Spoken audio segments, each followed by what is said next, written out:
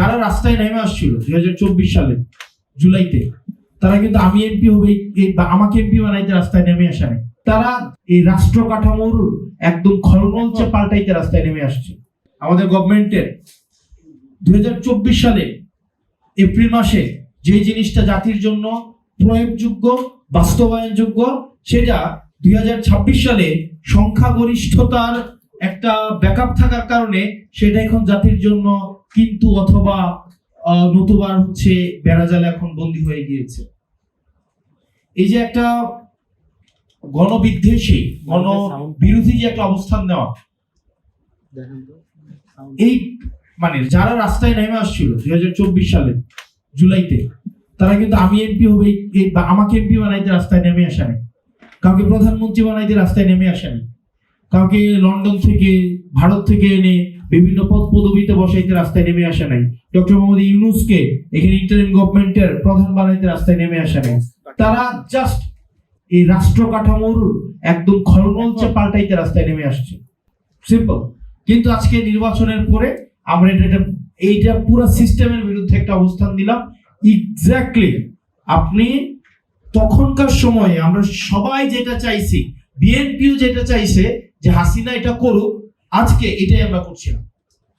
আমরা একটা human rights commission বানাইতেছি এখন, এটা হচ্ছে মন্ত্রণালয়ের অধীনে থাকবে। অর্থাৎ আমাদের গ্রামের ভাষায় এটা কথা বলে আমরা বিড়ালকে দিচ্ছি মাছের নিরাপত্তার দায়িত্ব, মানে শুটকির পাহারা দিচ্ছি বিড়ালকে। আপনি আপনি এখানে দেখেন প্যাচটা কোথায়। আপনি হিউম্যান রাইটস কমিশনে আপনি এটা আইন মন্ত্রণালয়ের অধীনে রাখবেন। আমাদের জুলাই ফাইটার্সদের একটা ইন্ডেমনিটি দেওয়া হয়েছে না, একটা তো এটা বিল আছে, ইন্ডেমনিটি দেওয়া হয়েছে।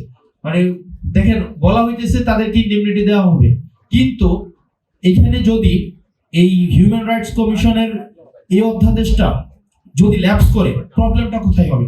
প্রবলেমটা হবে 2009 সালে যে হিউম্যান রাইটস কমিশনের যেই লটা, সেটা আবার রিএনফোর্স হবে। এটা যদি রিএনফোর্স হয়, তাইলে যেটা হবে, তদন্তের দায়িত্ব কিন্তু পাবে স্বরাষ্ট্র মন্ত্রণালয়। তাইলে পুলিশ হত্যার যে বয়ানটা কিছুদিন পর পর মাঠে নিয়ে আসে, তখন দেখা যাবে কি এটার দায়িত্ব কে পাবে? পুলিশ পাবে। এখন পুলিশ হত্যার হচ্ছে তদন্ত করার দায়িত্বটা পাবে। আপনি দেখেন এই যে বিচার বিভাগ, আমি পলিটিক্যাল মানুষ, আমি পলিটিক্যাল ভাষায় কথা বলবো। আমি হচ্ছে তাত্ত্বিক জায়গা থেকে আমি এখানে টিচ করতে আসিনি।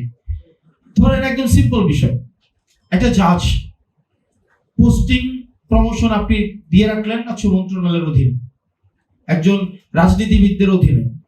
জাজমেন্ট পছন্দ হয় নাই, তাকে বান্দরবান পাঠাই দাও। জাজমেন্ট পছন্দ হয় নাই, তাকে খাগড়াছড়ি পাঠাই দাও। জাজমেন্ট পছন্দ হয় নাই, তাকে পটুয়াখালী, বিভিন্ন জায়গায়। এই যে স্থানান্তরের এই দায়িত্বটা যখন একটু রাজনীতিবিদদের কাছে থাকে, তখন জাজমেন্ট যারা দেয়, যে জাজরা, এই ভয়টা কিন্তু একটা ক্যাটালিস্ট হিসেবে কাজ করে। আজকে এটাকে নিয়ন্ত্রণ করার ধরনের হচ্ছে মেকানিজম তৈরি করা হয়েছে।